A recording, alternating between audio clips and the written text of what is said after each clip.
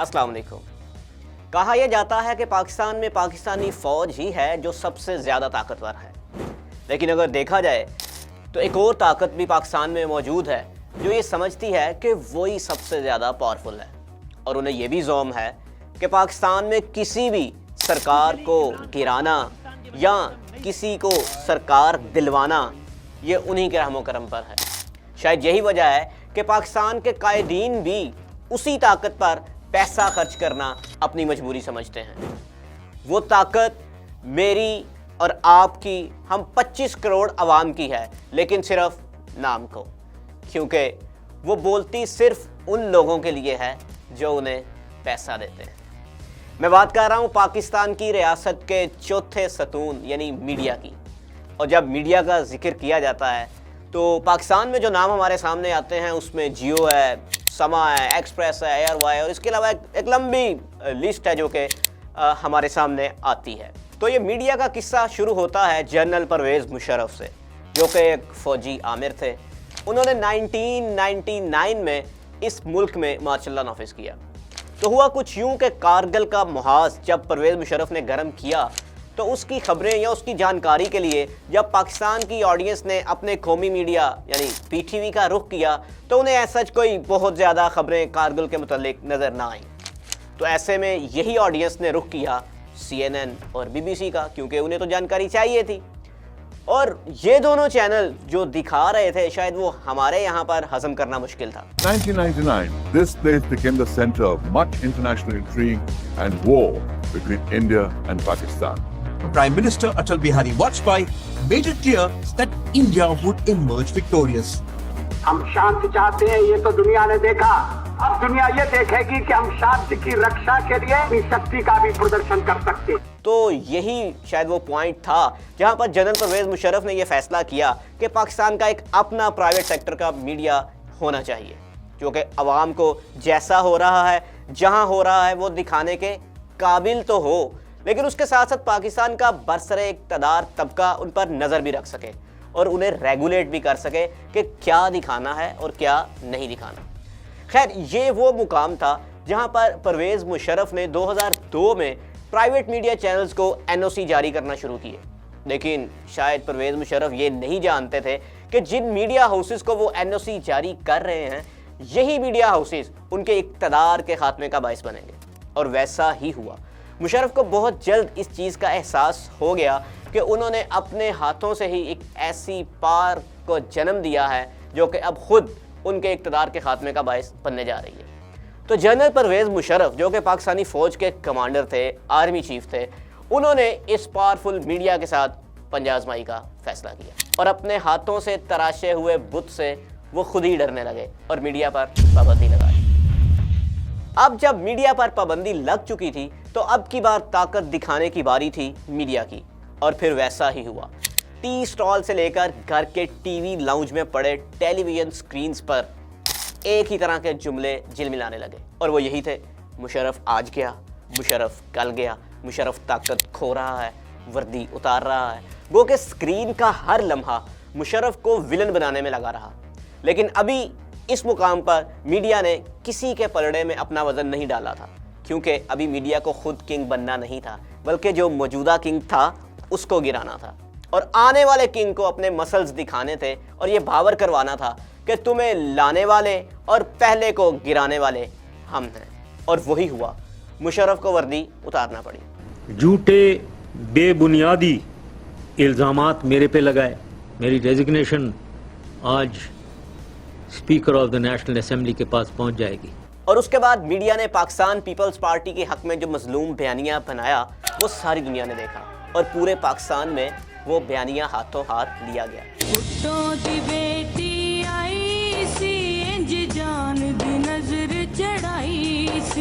और वही हुआ, पाकिस्तान पीपल्स पार्टी इक़्तिदार में आ गई।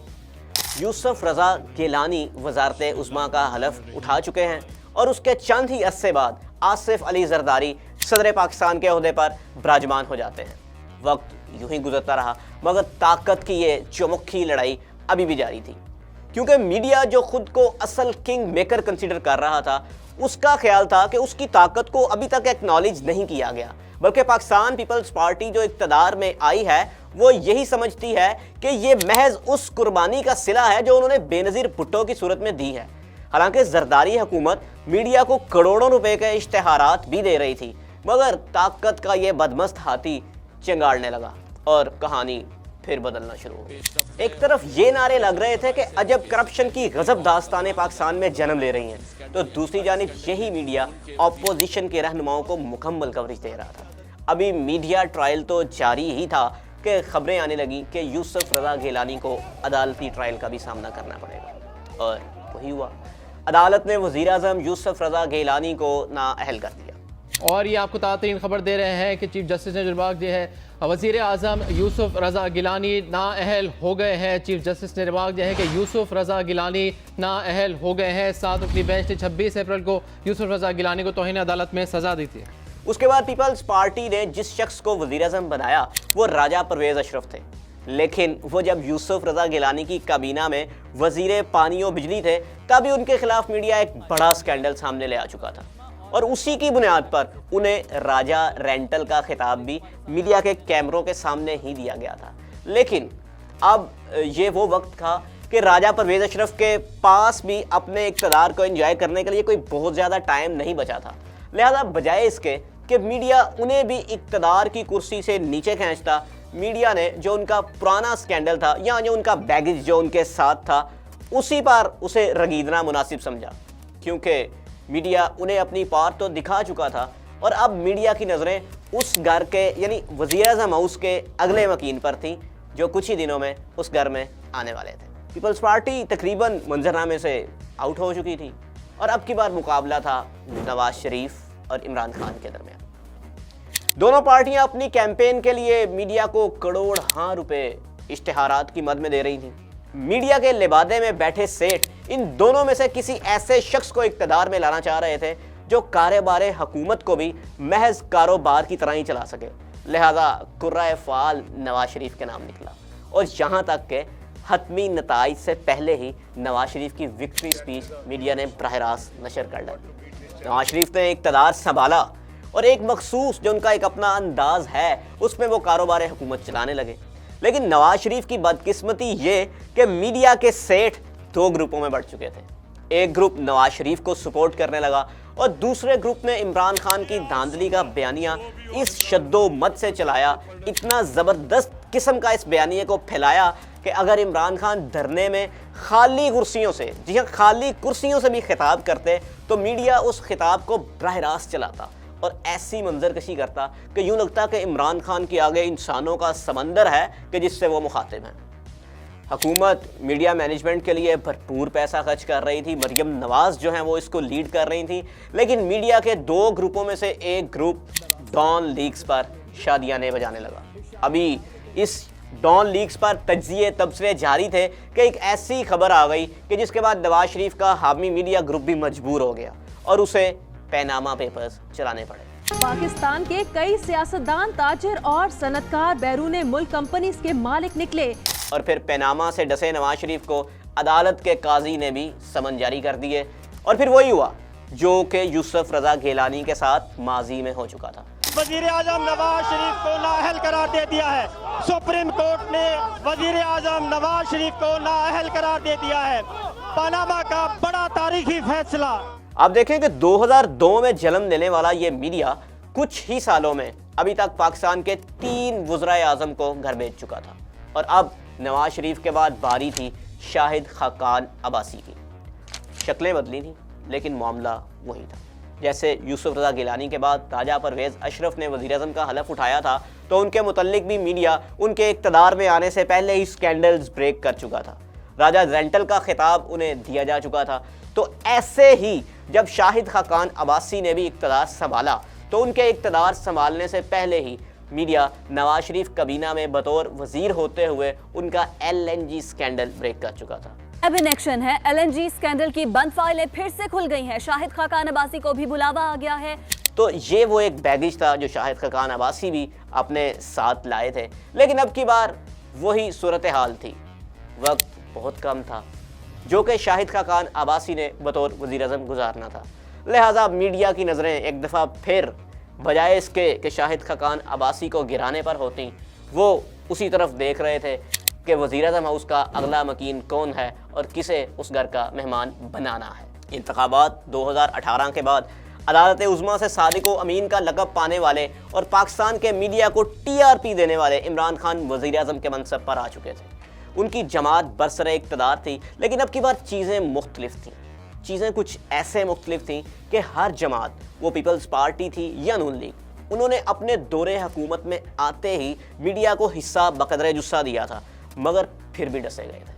لیکن عمران خان کے دور میں ایسا نہیں تھا۔ عمران خان نے نہ صرف میڈیا کو اشتہارات دینے میں بہت زیادہ کمی کر دی تھی، بلکہ تحریک انصاف کی گورنمنٹ الٹا میڈیا کو ہی آنکھیں دکھانے لگی تھی۔ اور شاید یہ تاریخ میں پہلی بار تھا کہ میڈیا کا یہ عالم تھا کہ کئی میڈیا چینلز کو نہ صرف بند ہونا پڑا، بلکہ کئی ملازمین بھی ایسے تھے کہ جنہیں اداروں سے ہی نکال دیا گیا اور وہ بے روزگار ہو گئے۔ مگر عجیب بات یہ تھی کہ اب کی بار میڈیا کا ڈنگ زہر اگلنے کے باوجود شکار نہیں کر پا رہا تھا۔ کوئی کہہ رہا تھا کہ یہ کمپنی نہیں چلے گی، کوئی -1 کی بات کر رہا تھا، لیکن ہر چیز ٹھس ہوئے جا رہی تھی۔ میڈیا جو بھی بیانیہ عمران خان کے خلاف بنا رہا تھا، وہ بیانیہ عوام میں اس طرح مقبول نہیں ہو رہا تھا جیسا کہ نواز ایرا میں نواز شریف کے خلاف ہوا تھا۔ اب کی بار اور تب نواز شریف کے دور میں صرف ایک فرق تھا، اور وہ فرق تھا سوشل میڈیا۔ سوشل میڈیا مین سٹریم کے ہر قسم کے بیانیے کے بخیے ادھیڑ رہا تھا۔ کوئی بھی پروپیگنڈا جو عمران خان یا تحریک انصاف کے خلاف کیا جاتا، سوشل میڈیا واریئرز یا کی بورڈ واریئرز اس بیانیے یا اس نیریٹو کو تباہ و برباد کر دیتے۔ میڈیا اپنی اس طاقت کو 2002 سے بلا شرکت غیرے، کسی کی بھی انٹرونشن کے بغیر، کسی کے بھی خلاف جب چاہتا جہاں چاہتا استعمال کر رہا تھا، مگر اسے اپنے فیلئر کا اب اندازہ ہونے لگا تھا۔ میڈیا کے سیٹ محسوس کرنے لگے تھے کہ ان کی طاقت چھینی جا چکی ہے، اور اب سوشل میڈیا اس طاقت کا منبع ہے۔ تو ایسے میں جب میڈیا مکمل طور پر ناکام ہو گیا تو کچھ کرداروں کو پہلی بار مجبوراً سامنے آنا پڑا۔ تحریک عدم اعتماد سے پہلے سندھ ہاؤس اسلام آباد توجہ کا مرکز بن گیا۔ سندھ ہاؤس میں ہو کیا رہا ہے؟ وزیر اعظم عمران خان کہتے ہیں نوٹوں کی بوریاں کھلی ہیں، ارکان کی 20-20 کروڑ کی بولیاں لگ رہی ہیں۔ سندھ ہاؤس میں نوٹوں کی بوریاں لے کے بیٹھے ہوئے ہیں لوگوں کے ضمیر خریدنے کے لیے۔ اور انہوں نے خود آئین کے لبادے میں سامنے آ کر عمران خان جو کہ اس وقت کے وزیر اعظم تھے انہیں کرسی سے ہٹا دیا۔ آفیشلی عمران خان صاحب پاکستان کے وزیر اعظم نہیں رہے۔ وزیر اعظم عمران خان صاحب کے خلاف تحریک عدم اعتماد کامیاب ہو گئی ہے، لیکن چیزیں عیاں ہو چکی تھیں، نقاب کھینچے جا چکے تھے، اور پھر اس کے بعد شہباز شریف کی قیادت میں PDM سرکار برسر اقتدار میں آ گئی، اور اس حکومت نے 1.5 سال کے قلیل عرصے میں لاکھوں نہیں، کروڑوں نہیں، بلکہ ارب ہا روپے کے اشتہارات میڈیا کو جاری کیے، اور اس کا مقصد صرف یہی تھا کہ میڈیا ان کے حق میں بیانیہ بنائے۔ لیکن سوشل میڈیا کا جن ہر پروپیگنڈے کو نگلتا اور ہر حقیقت کو اگلتا جا رہا تھا، اور پھر جب الیکشن ہوئے تو بھرپور کوشش کی گئی کہ کسی طرح سوشل میڈیا کو قابو کیا جا سکے، حتیٰ کہ انٹرنیٹ سروسز کو بھی بند کر دیا گیا اور سوشل میڈیا ایپس بھی ڈاؤن اور بند کر دی گئی، لیکن بہت دیر ہو چکی تھی۔ اور پھر یہ شاید پہلی مرتبہ تھا کہ میڈیا کی بجائے پاکستانی عوام نے اپنے حکمران کا فیصلہ کیا، لیکن اس عوام کو ابھی ایک اور لڑائی لڑنا تھی، کیونکہ ابھی محض میڈیا ننگا ہوا تھا، ابھی کچھ اور کردار بھی تھے جن کا ننگے ہونا باقی تھا۔